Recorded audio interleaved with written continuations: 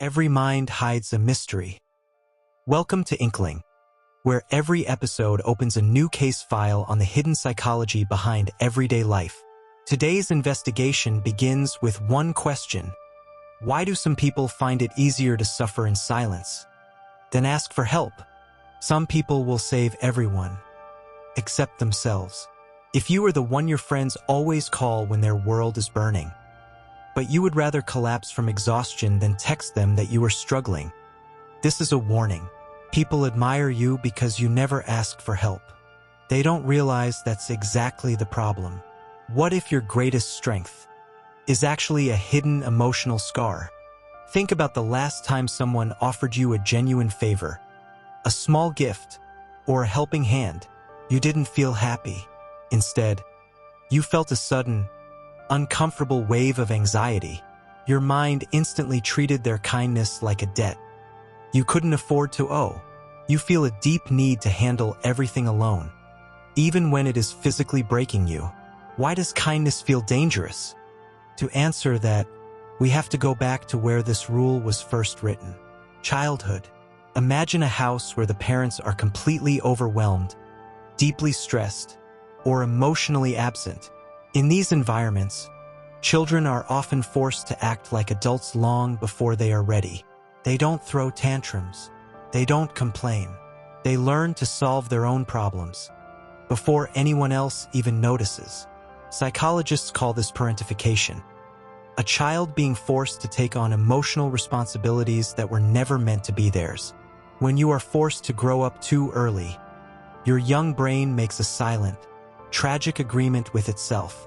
If I don't ask for anything, no one can reject me. You weren't actually a mature kid. You were a frightened child who learned to hide your own feelings just to keep the house peaceful. The problem is, you grew up, but that survival shield stayed locked in place. But this mystery goes even deeper. While you reject help from other people, you become obsessed with helping everyone else. You notice when someone's smile isn't genuine. You hear the slightest change in someone's tone. You sense tension before anyone says a word. Why? Because your brain quietly confused two completely different things: being needed and being loved. If being useful once made you feel safe, your brain keeps chasing that feeling. So you become the problem solver, the peacemaker, the reliable one. Not because you enjoy carrying everyone else's weight, but because helping other people protects you from facing your own loneliness. Over time, you became fiercely independent because your brain learned that needing other people meant danger. You carry a deeply rooted belief that relying on someone else will eventually lead to disappointment or abandonment. So you made a deal with yourself. You decided it was less painful to suffer alone than risk trusting someone else with your vulnerability. Suddenly, something starts to make sense. You're always there for everyone else. But when you're the one falling apart, you disappear. You convince yourself you'll deal with it alone, not because you're stronger than everyone else, but because part of you is still following a rule you learned as a child. A rule that says, asking for help isn't safe. You cannot undo a lifetime of protection in one day, but you can start small. Here's your assignment for this week.